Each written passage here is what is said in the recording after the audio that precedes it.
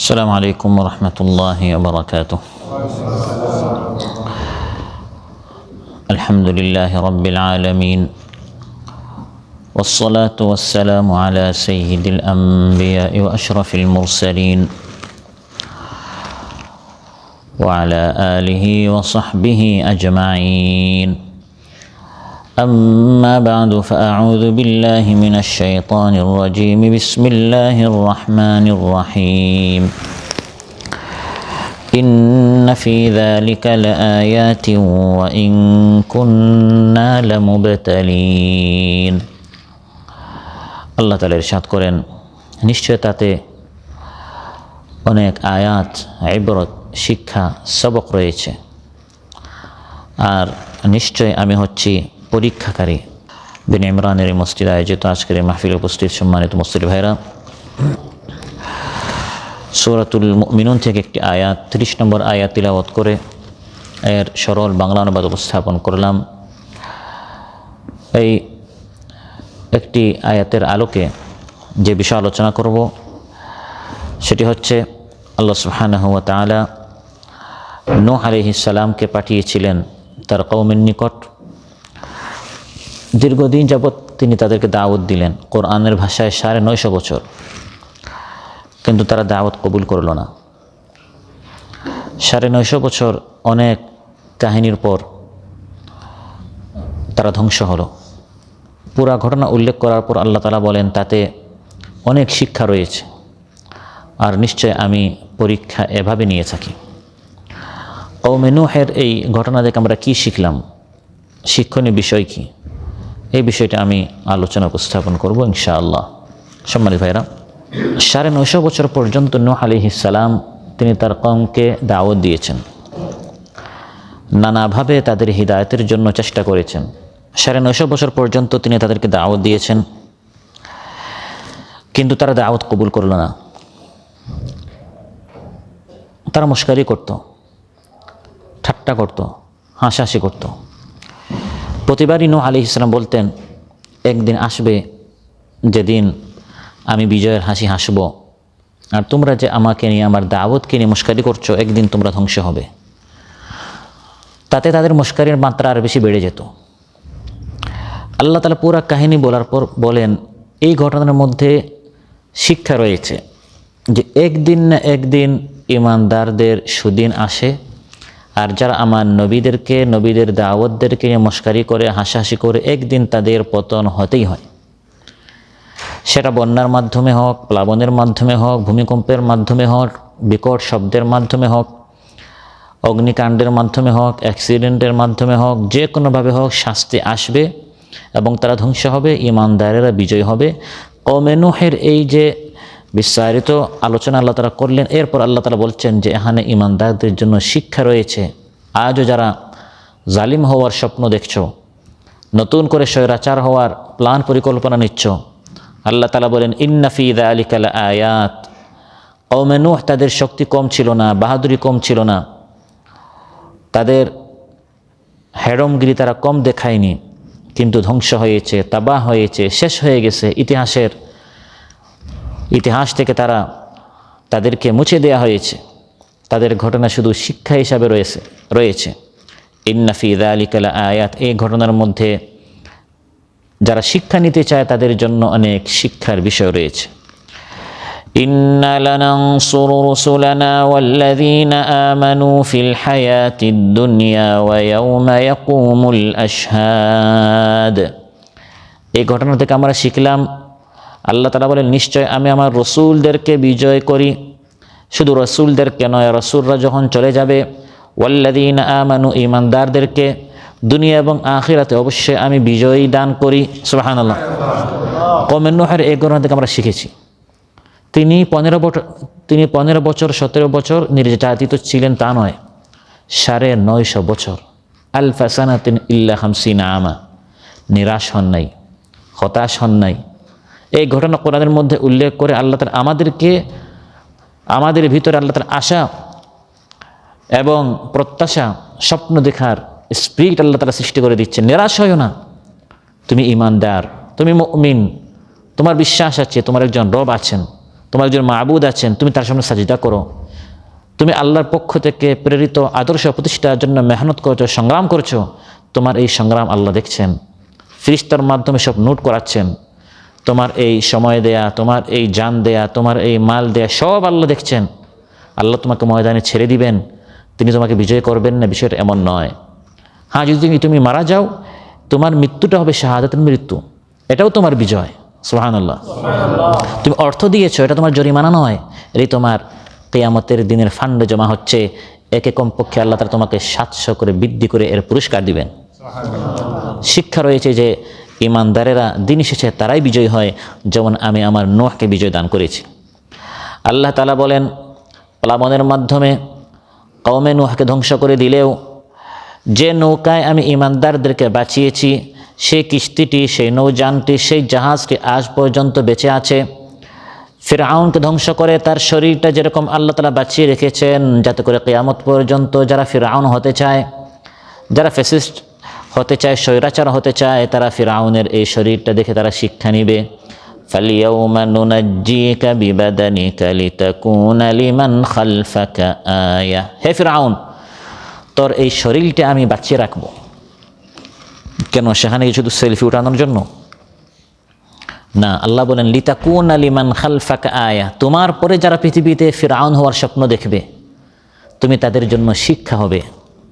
ফিরআউনের মত এত বড় বডি, এত শক্তি বাহাদুরি, এত তার ফোর্স ছিল, বাহিনী ছিল, যৌথ বাহিনী ছিল, কর্মী বাহিনী ছিল, জাদুকরদেরকে সে নিয়ে আসলো মুসা আলাইহিস সালামের মোকাবেলা করার জন্য। তার কি না ছিল? বলেই বসলো আনা রাব্বুকুমুল আলা, আমি সবচেয়ে বড় রব।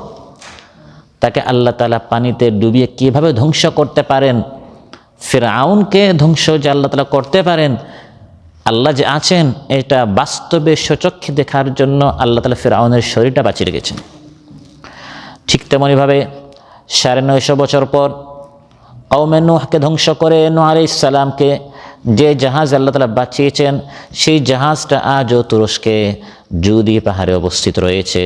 কোরআনে কারিমে আল্লাহ তাআলা ইরশাদ করেন, ফাআনজাইনাহু ওয়া আসহাবাস সাফিনাতি ওয়া জাআলনাহা আয়াতাল লিল আলামিন। গোটা বিশ্ববাসীর জন্য এই নৌকাটি, এই জাহাজটি আমি আয়া, একটি নিদর্শন। ইন্না ফি যালিকা লাআয়াত, এখানে একটি শিক্ষা, একটি ইবরত, একটি সবক আমি রেখেছি। মানুষ ওই জুদি পাহাড়ে যাবে এবং এই নৌকাটি দেখে ভাববে, চিন্তা করবে। লোহা দ্বারা নির্মিত জাহাজে সামান্য পানি ঢুকলে জাহাজ নষ্ট হয়ে যায়, জাহাজটি ডুবে যাওয়ার উপক্রম হয়ে যায়। সেখানে আল্লাহ বলেন যাতি আলওয়াহি ওয়া দুসুর, সামান্য পেরেক দ্বারা এবং সামান্য লাকড়ি দ্বারা বানানো একটি জাহাজ, একটি নৌকা। এই সকল লাকড়িতে যদি সামান্য পানি লাগে, এগুলো কী হয়ে যায়? নষ্ট হয়ে যায়। আমাদের দেশে যখন হালকা বন্যা আসে, তখন আমাদের খাট, আমাদের আলমিরা, এগুলো নষ্ট হয়ে যায়। সেখানে আল্লাহ বলেন আসমানের পানি, জমিনের পানি মিলিত হয়ে গেছে, পুরা পানি আর পানি। এত বিশাল মহা বন্যা হয়েছিল নূহ আলাইহিস সালামের জামানায়। এই ফিরআউনদেরকে, এই স্বৈরাচারদেরকে, কওমে নূহকে ধ্বংস করার জন্য সেই সময় সামান্য লাকড়ি এবং পেরেক দ্বারা নির্মিত একটি জাহাজে আল্লাহ তাআলা নূহ আলাইহিস সালাম ইমানদারদেরকে যে আল্লাহ বাঁচাতে পারেন, যদি আপনি ইমানদার হন, আপনার হাতে কিছু নেই, সাধ্যের সর্বোচ্চ দিয়ে যদি আপনি চেষ্টা করেন, আল্লাহ যে আপনাকে বাঁচাতে পারেন, এটা সচক্ষে দেখার জন্য আল্লাহ তাআলা বলেন ওয়া জাআলনাহা আয়াতাল লিল আলামিন। এই জাহাজটাকে আমি গোটা বিশ্ববাসীর জন্য একটি সবক, একটি শিক্ষণীয় বিষয় হিসাবে আমি আজ পর্যন্ত এই জাহাজটিকে বাঁচিয়ে রেখেছি। ওয়ালাকাদ তারাকনাহা আয়াতান ফাহাল মিন মুদ্দাকির। এই জাহাজটাকে আমি আজ পর্যন্ত বাঁচিয়ে রেখেছি, সেখান থেকে শিক্ষা নেওয়ার মতো কেউ কি আছে? প্রশ্নটি আল্লাহ তাআলার। ফাহাল মিন মুদ্দাকির, কেউ কি আছে এই নৌকা থেকে শিক্ষা নেয়ার, ফিরআউনের শরীর থেকে শিক্ষা নেয়ার? এগুলো হচ্ছে শিক্ষার বিষয়। সেখানে মানুষ যাবে, সফর করবে, ওই জায়গা পর্যন্ত সফর করা, এটাকে শিক্ষা সফর বলা হয়। শুধু বিনোদনের সফর নয়, শুধু ঘোরাফেরার সফর নয়, পৃথিবীতে আমরা সফর করবো শিখার জন্য। আল্লাহ তাআলা এখানে অনেক কিছু রেখেছেন। চিন্তাশীল এখানে দেখে দেখে সে অনেক কিছু শিখবে, তার জীবন বদলে যাবে, তার চিন্তাধারা পাল্টে যাবে, তার জীবন গতি পুরাটাই বদলে যাবে। সে এক সময় স্বৈরাচার ছিল, বাড়াবাড়ি করতো, জুলুম অত্যাচার নিপীড়ন চালাতো। এখন সে চিন্তা করবে না, আল্লাহ তাআলা এই সামান্য নৌকায় নূহ আলাইহিস সালামকে মহাপ্লাবনের হাত থেকে বাঁচিয়ে দিলেন। আর এই ফিরআউনকে আল্লাহ তাআলা এত শক্তিশালী অসত্য ধ্বংস করতে পারলেন, সে আল্লাহ তাআলা আজও আছেন।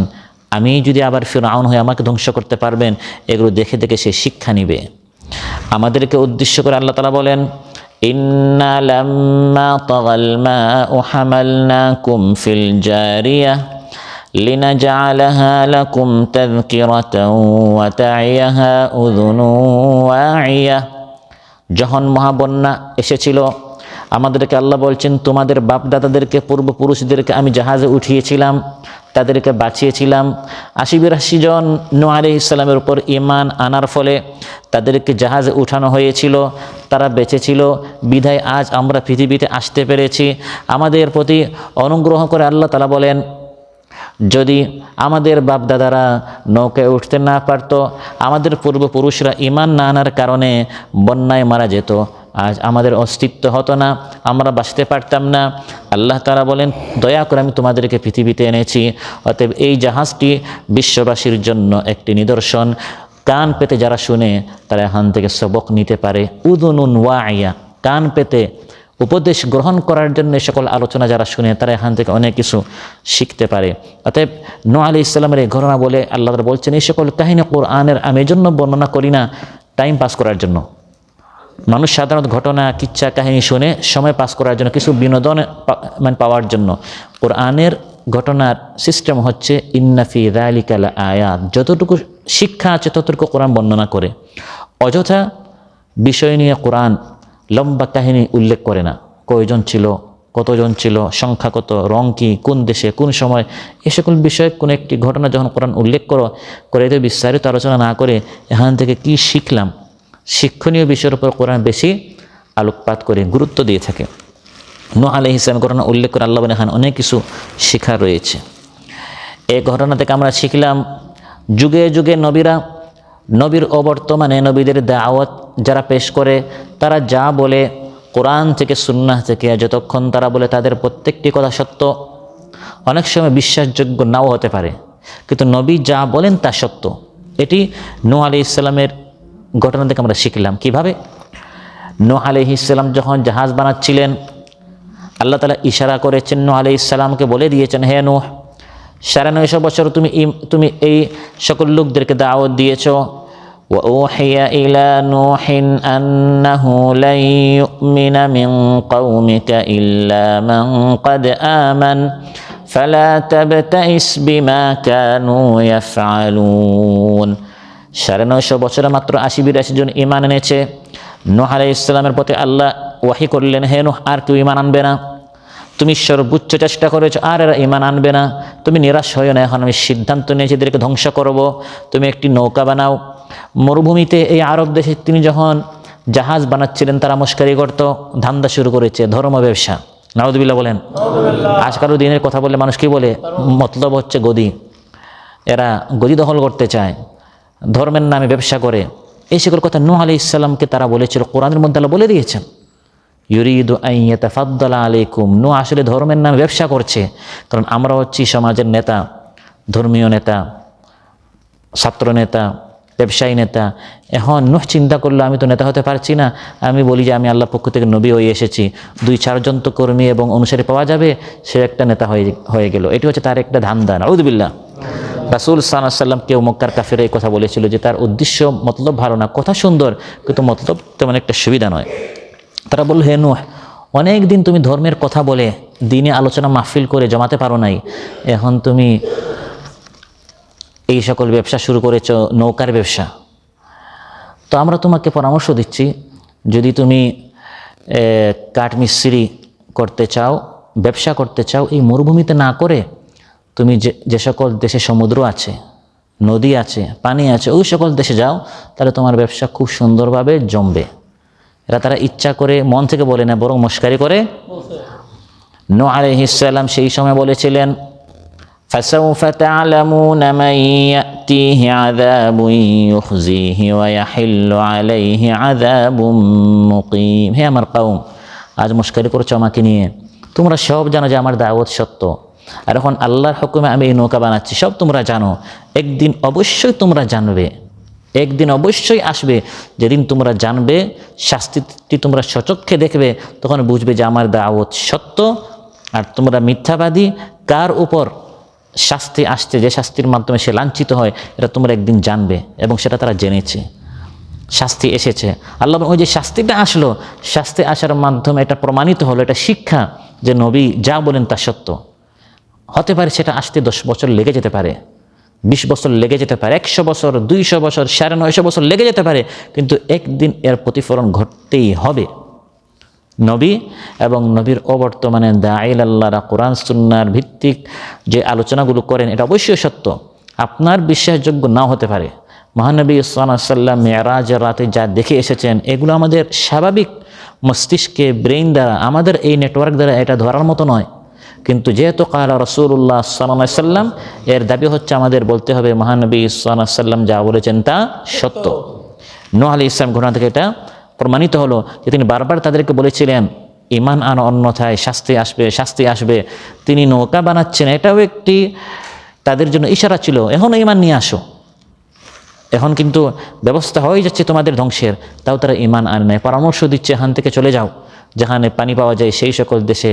আল্লাহ তাআলা যে এই মরু প্রান্তকে, মরু দেশকে যে আল্লাহ তাআলা পুরাটা পানিতে ডুবিয়ে দিতে পারেন, এটা আল্লাহ তাআলা দেখিয়ে দিলেন যে আল্লাহ তাআলা যখন কিছু চান তখন বলেন কুন ফায়াকুন, সঙ্গে সঙ্গে হয়ে যায়। নূহ আলাইহিস সালামের কওমের এই ঘটনা থেকে বড় আরেকটি জিনিস আমরা শিখলাম, সেটি হচ্ছে যুগে যুগে শিরকের সূত্রপাত হয় বড় বড় বুজুর্গ, আকাবির, ইমাম, মুর্শিদ, সিদ্দিক, ওয়ালি, নবী, আম্বিয়া ইত্যাদি, তাদের ক্ষেত্রে বাড়াবাড়ি সীমালঙ্ঘন করার মাধ্যমে। যুগে যুগে শিরকের সূত্রপাত এখান থেকে শুরু হয়, অতিরঞ্জন করা, বাড়াবাড়ি করা। নূহ আলাইহিস সালামের জামানায় শিরক এখান থেকে শুরু হয়েছিল। প্রথমে যখন আল্লাহ তাআলা আদম আলাইহিস সালামকে পাঠান, পৃথিবীতে কোনো মুশরিক ছিল না, সবাই ইমানদার ছিল। এভাবে 1000 বছর কাটলো। তারপর আস্তে আস্তে শিরকের সূত্রপাত কিভাবে হলো? সূরাত নূহে আল্লাহ তাআলা 5 জন নেককার ওলির নাম বলেছেন, তার প্রিয় বান্দার নাম বলেছেন, ওয়াদ, সুয়া, ইয়াগুস, ইয়াউক, নাসর। এরা কারা? বুখারী মুসলিমের বর্ণনা, ইবনে আব্বাস রাদিয়াল্লাহু আনহু বলেন, হাদিহি আসমাউ রিজালিন সালিহিন মিন কওমি নূহ। এরা হচ্ছে কওমে নূহের মধ্যে নেককার কয়েকজন বান্দা। ফালাম্মা হালাকু আওহা শাইতানু ইলা কওমিহিম আন ইনসিবু ইলা মাজালিসিহিম আল্লাতী কানু ইয়াজলিসুনা ফিহা আনসাবা। তারা যখন মারা গেল, শয়তান এসে তাদের অনুসারীদেরকে বলল, ভালো লোকগুলো মারা গেল, এরা আল্লাহর ওলি ছিল, বুজুর্গ ছিল, আল্লাহর প্রিয় ভাজন ছিল, আল্লাহর সন্তোষ ভাজন ছিল, এক কাজ করো, তাদেরকে দেখলে আল্লাহর কথা স্মরণ হবে, তোমাদের বৈঠকখানায়, মজলিসে, ইবাদতখানায় তাদের আকৃতি বানাও, ভাস্কর্য বানাও, মূর্তি বানাও, পূজা করা যাবে না, শুধু ভাস্কর্য বানাও, তাদেরকে দেখে আল্লাহর কথা স্মরণ হবে। এবং এই মূর্তিগুলো তাদের নামে নাম রাখো, একজনের নাম ওয়াদ, একজনের নাম সুয়া, ইয়াগুস, ইয়াউক, নাসর, ওই তাদের নামে মূর্তিগুলোর নাম রাখো, তাদেরকে দেখে দেখে আল্লাহর কথা স্মরণ হবে। ফাফা আলু ফালাম তুবা, শয়তান বলে যে তারা তাই করলো, কিন্তু পূজা করে নাই। এই প্রজন্ম যখন চলে গেল, পরের প্রজন্মকে বলল শুধু এরকম বানালে হবে, শ্রদ্ধা জানাতে হবে, তাদেরকে শ্রদ্ধা জানালো। এরপরে প্রজন্মকে বলল গিয়ে একটু মাথা নত করতে হবে, এরপরে প্রজন্মকে বলল রুকু করতে হবে, এরপরে প্রজন্মকে বলল সাজিদা করতে হবে। ধাপে ধাপে শয়তান তাদেরকে শিরকে নিমজ্জিত করলো। এর সূত্রপাত হচ্ছে এই আল্লাহর প্রিয় বান্দাদের ক্ষেত্রে তার বাড়াবাড়ি করেছে, তাদেরকে অতি শ্রদ্ধা, অতি সম্মান দেখাতে গিয়ে তাদের আকৃতিতে যে ভাস্কর্য বানালো, এখান থেকে শিরকের সূত্রপাত হয়েছে। একজন ব্যক্তি, সে আল্লাহর ওলি হতে পারে, সে হতে পারে সাবেক একটি দলের প্রধান, কোনো একটি গোষ্ঠীর সে খুব প্রিয় ভাজন হতে পারে, তাদের কলিজার টুকরো হতে পারে, তাদের আদর্শ মডেল হতে পারে, কিন্তু তার আকৃতিতে পুরা দেশের সর্বত্র মূর্তি বানানো, ভাস্কর্য বানানো, বা তার মাজারে গিয়ে সাজদা করা, তার নিকট চাওয়া, এগুলো সব হচ্ছে বাড়াবাড়ি, সীমালঙ্ঘন। আল্লাহর এই প্রিয় বান্দারা যদি আজ জীবিত হতো, তারা তাদের অনুসারীদেরকে সবার আগে ধিক্কার জানাতো, আমরা তো তোমাদেরকে লা ইলাহা ইল্লার দিকে দাওয়াত দিয়েছি, আমাদের পূজার দিকে নয়। যখন তারা এই শিরকে নিমজ্জিত হলো, তখন আল্লাহ তাআলা নূহ আলাইহিস সালামকে পাঠালেন। এর আগে রাসূল আছেন, কারণ সবাই ইমানদার ছিল। যখন আস্তে আস্তে শিরক আসলো, শুরু হলো, তখন প্রথম রাসূল নূহ আলাইহিস সালাম আসলেন। আল্লাহ বলেন এই ঘটনার মধ্যে শিক্ষা আছে, ইন্না ফি যালিকা লাআয়াত। কি শিখলাম আমরা? এটা শিখলাম যে আমাদের জামানায় যারা ওলি আউলিয়া আছেন, লোকটা আল্লাহর প্রিয় বান্দা হতে পারে সে আল্লাহর অনেক প্রিয় বান্দা, কিন্তু সে তো মাবুদ না, সে তো আল্লাহ না। আমি তো তার পূজা করতে পারি না, আমি তো তার সামনে গিয়ে সাজদা করতে পারি না। ওই বাড়াবাড়ি করতে করতে, অতি শ্রদ্ধা, অতি সম্মান করতে করতে আমি তার সামনে যদি মাথা নত করে ফেলি, পরবর্তী প্রজন্ম গিয়ে সাজদা করবে, জানোয়ার পশু তার নামে জবাই করবে, মান্যত করবে, তাহলে যে কাজটি দুর্গায় হচ্ছে সে কাজটা আমি দরগায় শুরু করে ফেললাম, যে কাজটি মন্দিরে হচ্ছে সে কাজটা আমি মাজারে শুরু করে ফেললাম। শুধু ওই ব্যক্তি, তাকে আমরা বলি হিন্দু, আমার নাম মুসলিম, এজন্য আমাকে আল্লাহ জান্নাত, তাকে জাহান্নাম দিয়ে দিবেন, অথচ আমরা দুইজনের কাজ একটি করলাম, এরকম তো হতে পারে না। দুইজনে আমরা কাজ একটাই করছি, আল্লাহকে বাদ দিয়ে গায়রুল্লাহর নিকট চাওয়া হচ্ছে। অতএব নূহ আলাইহিস সালামের এই ঘটনা থেকে যেটা আমরা শিখলাম যে অধিকাংশ ক্ষেত্রে শিরকের সূত্রপাত হয় অলি আউলিয়া, আল্লাহর বুজুর্গ, আকাবির, মুরব্বী, ইমাম, মুর্শিদ, ওলি, সিদ্দিক, নবী ইত্যাদি আল্লাহর যে প্রিয় ভাজন যারা আছে তাদের ক্ষেত্রে অতি বাড়াবাড়ি করা। আপনি খ্রিস্টানদের দিকে তাকান, খ্রিস্টানরা মুশরিক হয়েছে কেন? তারা ঈসা আলাইহিস সালামকে উঠাতে সীমা লঙ্ঘন করতে করতে, অতিরঞ্জন করতে করতে একবারে মাকামে রুবুবিয়ত, আল্লাহর মাকামে তাকে পৌঁছে দিয়েছে। এটি আজ আমাদের দেশে হচ্ছে। শাহ পুরাণ বলেন, শাহ জালাল বলেন, শাহ মকদুম বলেন, শাহ মানত বলেন, শাহ আলী বলেন, শাহ মুস্তাফা বলেন, যত শাহ আমাদের দেশে বলা হয় তারা আল্লাহর প্রিয় ভাজন হতে পারে। যেরকম ঈসা আলাইহিস সালাম, তিনি আল্লাহর শত্রু ছিলেন, নাউযুবিল্লাহ, যদি আমরা বলি না, তিনি আল্লাহর নবী, কিন্তু তাকে নবী হিসাবে সম্মান করতে হবে, আল্লাহ হিসাবে নন। ঠিক তেমনি এই সকল ওলি আউলিয়ারা, তাদেরকে আল্লাহর মাকামে নিয়ে আমরা সম্মান করব না, বরং তাদেরকে আমাদের মতো মানুষ, হ্যাঁ তারা আমাদের চেয়ে অনেক শ্রেষ্ঠ হতে পারেন, তারা আমাদের চেয়ে আল্লাহর অনেক প্রিয় ভাজন হতে পারেন, কারণ তারা ওলি ছিলেন, তারা অনেক বুজুর্গ ছিলেন, কিন্তু তারা আল্লাহ নন। যে জিনিস আল্লাহর নিকট করতে হয় সেই জিনিস আমি যদি তার কবরে গিয়ে চাই, আমি তার নিকট সন্তান চাইলাম, রিজেক চাইলাম, তাহলে তো আমি তাকে আল্লাহ বানিয়ে ফেললাম। এই কাজটি কওমে নূহ করেছিল, ওই কওমকে বাঁচানোর জন্য আল্লাহ তাআলা নূহ আলাইহিস সালামকে পাঠিয়েছিলেন। এই ঘটনা থেকে আমরা এটাই শিখলাম। অতএব আমাদের জাতি, আমাদের দেশের জন্য এর পুনরাবৃত্তি না হয়, এজন্য আল্লাহ তাআলা এই ঘটনা উল্লেখ করে বলছেন, এখানে তোমাদের জন্য শিক্ষা রয়েছে, তোমরাও অতিরঞ্জন করিও না। এই ঘটনা থেকে আমরা এটাও শিখলাম, যুগে যুগে এই পৃথিবীতে ইমানদারেরাই বেঁচে থাকে, আর যারা ইমানদারদেরকে হুমকি দামকি দিয়ে শেষ করে ফেলবো, ফাঁসির কাস্টে ঝুলিয়ে খতম করে ফেলবো, ক্রসফায়ারে দিব, এই দিব সেই দিব, তারা শেষ হয়, ইমানদাররা বেঁচে থাকে। নূহ আলাইহিস সালামের আশেপাশে কারা ছিল? সমাজে যারা কৃতদাস ছিল, তাদের ভাষায় গোলাম ছিল, চাকর ছিল, তাদের নিকট কাজ করত, এই সকল লোকেরা নূহ আলাইহিস সালামের আশেপাশে ঘোরাঘুরি করত, তার উপর ঈমান এনেছিল। আর সমাজের কোরআনের ভাষায় মালা বলা হয়েছে, বড় বড় নেতা নেত্রী, টাকা পয়সার অঢেল সম্পদের মালিক, সমাজপতি এবং প্রভাব প্রতিপত্তি তাদের হাতে, তারা ঈমান আনে নাই, কিন্তু এরা খতম হয়েছে, এরা শেষ হয়েছে। নূহ আলাইহিস সালাম এবং ঈমানদারদেরকে আল্লাহ তাআলা নূহকে বাঁচিয়ে দিলেন, এবং আল্লাহ তাআলা বলে দিলেন, ওয়াজআলনা যুররিয়াতাহু হুমুল বাকিন। ওয়াজআলনা যুররিয়াতাহু, এই নূহ আলাইহিস সালামের বংশধরকে, হুমুল বাকিন, এটা আমরা বাংলায় বলি, বাকি মানে কি? অবশিষ্ট। বাকি আমরা বাংলায় বলি যে ভাই আপনার বকিয়া কত, এটা আসলে আরবি শব্দ, বকিয়া বাকি থেকে এসেছে। নূহ আলাইহিস সালামের বংশধররা আজ পৃথিবীতে বেঁচে আছে, বাকি আছে। আর ওই সময়ে যারা নমরুদ ছিল এবং নমরুদের আশেপাশে বড় বড় মন্ত্রী মিনিস্টার এবং তার 5টা গোলাম যারা ছিল, যারা নমরুদকে লেলিয়ে দিত নূহ আলাইহিস সালামের বিরুদ্ধে, যারা ওই জামানায় নূহ আলাইহিস সালামের সময় যারা বড় বড় মানে জালিম ছিল, সমাজপতি ছিল, যারা ওই জামানার নূহ আলাইহিস সালামের উপর বেশি জুলুম করত, আল্লাহ তাআলা তাদের সবাইকে বন্যায় ধ্বংস করে দিলেন, আর নূহ আলাইহিস সালাম এবং ঈমানদারদেরকে নৌকায় বাঁচিয়ে দিলেন। তাহলে শেষ পরিণতির দিক দিয়ে বেঁচে গেল নূহ আলাইহিস সালাম এবং ঈমানদারেরা। আজ পৃথিবীতে আমরা যত মানুষ আছি সবাই হচ্ছে নূহ আলাইহিস সালামের আওলাদ, এই জন্য তাকে আবুল বাশার ইসানি বলা হয়, দ্বিতীয় আদি পিতা। প্রথম হচ্ছেন আদম আলাইহিস সালাম, দ্বিতীয় হচ্ছেন নূহ আলাইহিস সালাম। আজ পৃথিবীতে নূহ আলাইহিস সালামের আওলাদের বাহিরে কেউ নেই। তার 4 সন্তান ছিল, একজন ঈমান আনে নাই, কানান, সে ধ্বংস হয়েছে, আর 3 জন ছিল, সাম, হাম, ইয়াফিস। আজ পৃথিবীতে সবাই হচ্ছে নূহ আলাইহিস সালামের আওলাদ। কুরআনের মধ্যে আল্লাহ বলেন, ওয়াজআলনা যুররিয়াতাহু হুমুল বাকিন, যারা নূহ আলাইহিস সালামকে মেরে বেহুশ অজ্ঞান করে ফেলে এখান থেকে সরিয়ে দিত আর হুমকি দিত, হে নূহ, তোমাকে পাথর মেরে মেরে শেষ করে দিব, তোমাকে আমাদের এলাকা থেকে বের করে দিব। আজ তোমরাই বের হয়ে চলে গেলে, আজ তোমরাই পালিয়ে চলে গেলে, আর যাদেরকে তোমরা খতম করতে চাইলে, ফাঁসির কাস্টে ঝুলালে, এত চেষ্টা করলে, আজ তাদের উত্থান হচ্ছে। আলহামদুলিল্লাহ, শিক্ষাঙ্গনে আজ তাদের উত্থান। রাজনীতিতে, অর্থনীতিতে, সমাজনীতিতে, সব জায়গায় আজ দেশের মানুষ তাদের আদর্শ গ্রহণ করেছে, আর তোমাদেরকে মানুষ প্রত্যাখ্যান করেছে।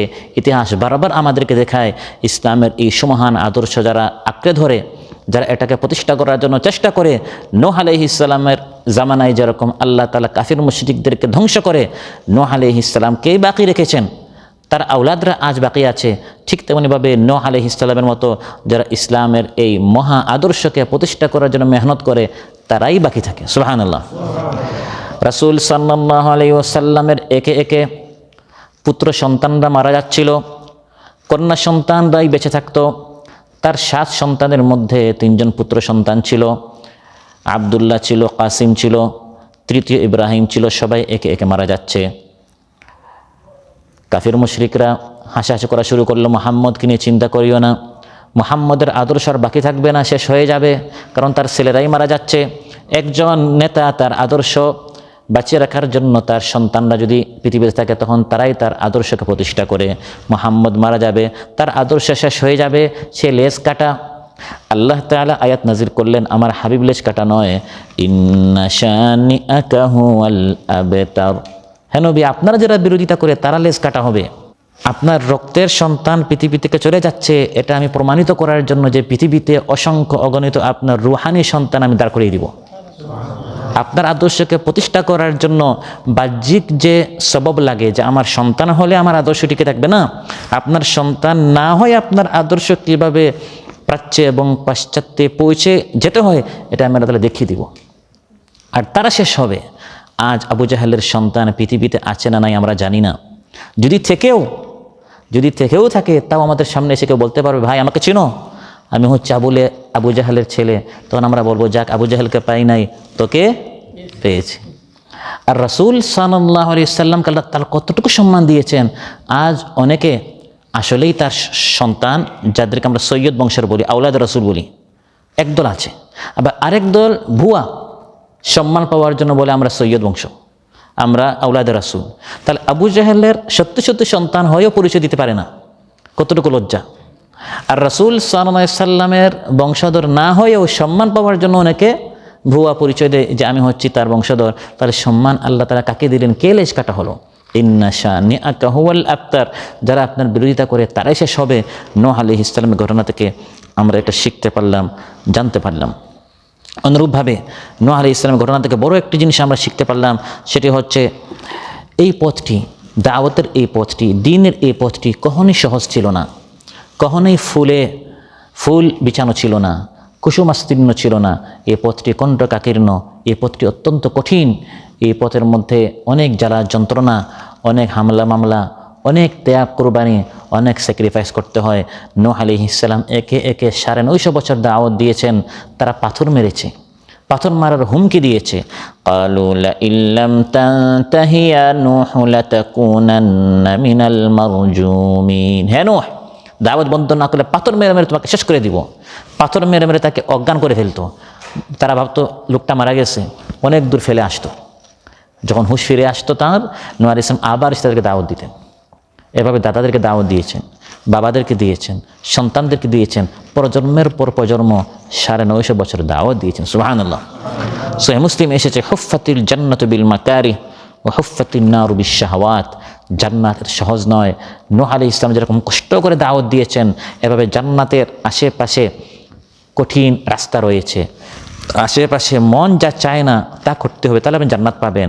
আর জাহান্নামের পথটি অনেক সহজ। মন মতো গান বাজনা শুনবেন, গীবত চগলখড়ি করবেন, হারাম খাবেন, জাহান্নামে বান্দা চলে যাবে। আর জান্নাতে যেতে হলে নূহ আলাইহিস সালাম ঘটনা থেকে আমরা শিখলাম, অনেক ত্যাগ কোরবানি করে জান্নাতের জন্য চেষ্টা চালিয়ে যেতে হবে। নূহ আলাইহিস সালামের ঘটনা থেকে আমরা ইন্না ফি যালিকা লাআয়াত, আরেকটি জিনিস আমরা শিখলাম, সেটি হচ্ছে আমাদের কাজ হচ্ছে মেহনত করা। ফল কার হাতে? রেজাল্ট আল্লাহর হাতে। নূহ আলাইহিস সালাম 950 বছরে তার জনশক্তি বৃদ্ধি হয়েছিল 80 থেকে 82 জন। আমাদের এক একটা ক্যাম্পে, এক একটা রুমে, এক একটা আপনার ভিলায় 80-82 জন এমনি মুসলমান পাওয়া যায় কিনা? নূহ আলাইহিস সালাম 950 বছর দাওয়াত দিলেন। 950 বছরের রিপোর্ট আল্লাহ তাআলা দিচ্ছেন, ওয়ামা আমানা মাহু ইল্লা কালিল। কালিল মানে অল্প। ওয়ামা আমান, ইমান আনে নাই মাআহু তার উপর ইল্লা কালিল অল্প ছাড়া, অতি অল্প, তাফসিরে 80 থেকে 82, কয়েক বছরে একজন। 950 বছর, 950কে যদি আপনি 80-82 ভাগ দেন, কয়েক বছরে একজন। আর আমরা 2-1 বার দাওয়াতই নিরাশ হয়ে যাই। কয়েক বছরে একজন ঈমান এনেছে, তিনি নিরাশ হন না, কারণ তাকে আল্লাহ তাআলা দায়ী করে পাঠিয়েছেন, লাঠি চার্জ করে বাধ্য করতে পাঠান নাই। আমার কাজ দাওয়াত দিব, একজন আসলো না 100 জন আসলো এটা আমার কাজ নয়। ফাযাক্কির ইন্নামা আনতা মুযাক্কির লাস্তা আলাইহিম বিমুসাইতির। আমার কাজ হচ্ছে দাওয়াত দিতে থাকতে হবে। ইয়াতিন নবী ওয়া মাআহু রাহতুন, কিয়ামতের দিন এমন নবীরা হাজির হবে যার সাথে কয়েক লোক, 3 থেকে 10। ওয়া ইয়াতিন নবী ওয়া মাআহুর রাজুলু ওয়ার রাজুলান, এমন নবী আসবেন দীর্ঘদিন দাওয়াত দিয়েছেন, তার সাথে উম্মত হচ্ছে 1 জন বা 2 জন। ওয়া ইয়াতিন নবী ওয়া লাইসা মাআহু আহাদ, এমন নবী আসবেন তার সাথে একজনও নাই। আর আমার নবী আসবেন, তার অনুসারী সবচেয়ে বেশি হবে, সুবহানাল্লাহ। আর সংখ্যার দিক দিয়ে 2 নম্বর হবেন হযরত মূসা আলাইহিস সালাম, তার উম্মতের সংখ্যাও অনেক বেশি। আল্লাহ তাআলা কখনো উম্মত না দিয়ে পরীক্ষা করেন, আবার কখনো আমাদের দেশে যেরকম এখন ইসলামের গণজোয়ার হয়েছে, এর মাধ্যমে আল্লাহ তাআলা ঈমানদারদের অন্তরে আত্মতৃপ্তি দান করেন, সুবহানাল্লাহ। আমার নবী আল্লাহ তাআলা খুশি করেছেন, ওয়ালা সাউফা ইউতিকা রাব্বুকা ফাতারদা, আল্লাহ আপনাকে এত বেশি দিবেন, হ্যাঁ নবী আপনি রাজি খুশি হয়ে যাবেন। অনেক নবীর উম্মত 1-2 জন, আর আপনার উম্মত হবে বেশমার, অনেক অনেক বেশি। নাহনু আস-সাবিকুনাল নাহনুল আখিরুনা আস-সাবিকুনা ইয়াউমাল কিয়ামা, দুনিয়াতে আসার দিক দিয়ে আমরা সবার শেষে, জান্নাতে যাওয়ার দিক দিয়ে আমরা সবার আগে। এগুলো আল্লাহ তাআলা আমার নবীকে মহব্বত করে দিয়েছেন, ভালোবেসে দিয়েছেন। নূহ আলাইহিস সালামের ঘটনা থেকে আমরা শিখলাম, আজ হোক কাল হোক মজলুমের দোয়া আল্লাহ তাআলা কবুল করেন। ওয়ালাকাদ নাদানা নূহুন ফালানি'মাল মুজিবুন, আল্লাহ তাআলা বলেন আমার নূহ যখন অসহায় হলেন, জাতি যখন তার উপর কঠিন থেকে কঠিন নির্যাতন চালালো, নাদানা নূহ আমাকে ডেকেছে, ফালানি'মাল মুজিবুন, দোয়া কবুল আমি করেছি, আমি কত উত্তম দোয়া কবুলকারী, সুবহানাল্লাহ। তার দোয়া কবুল করার জন্য আল্লাহ আসমানকে বললেন, আসমান তার অনুগত হয়ে গেল। আসমানকে বললেন হে আসমান বৃষ্টি বর্ষণ করো, জমিনকে বললেন হে জমিন পুরাটা ঝর্ণা হয়ে যাও, জমিন পুরাটাই ঝর্ণা হয়ে গেল। ফাজ্জারনাল আরদা উয়ুনা, পুরা জমিন ঝর্ণা হয়ে গেল। আর আসমান ফাফাতাহনা, আল্লাহ ফাতাহ মানে কি খুলে ফেলা, আবওয়াব মানে দরজা, আল্লাহ বলেন আসমানের সব দরজা আমি খুলে দিলাম, শুধু বৃষ্টি হচ্ছে। জমিনের পানি আসমানের পানি মিলিত হয়ে গেল একজন মজলুমের বদদোয়া বাস্তবায়ন করার জন্য। আসমান জমিনকে আল্লাহ তাআলা তার অনুগত করে দিলেন। আপনি নিরাশ হবেন কেন? আপনি হতাশাগ্রস্ত হবেন কেন? আল্লাহকে ডাকার মতো যদি ডাকতে পারেন, আসমান জমিন সূর্য চাঁদ গ্রহ নক্ষত্ররাজি সবাইকে আল্লাহ তাআলা আপনার পিছনে লাগিয়ে দিবেন আপনার এই দোয়াটি কবুল করার জন্য। এভাবে নূহ আলাইহিস সালামের ঘটনার মধ্যে অনেক কিছু শিক্ষা রয়েছে। বড় একটি শিক্ষার বিষয় হচ্ছে এই কোরআন যে সত্য, এই ঘটনা থেকে আমরা শিখলাম কিভাবে।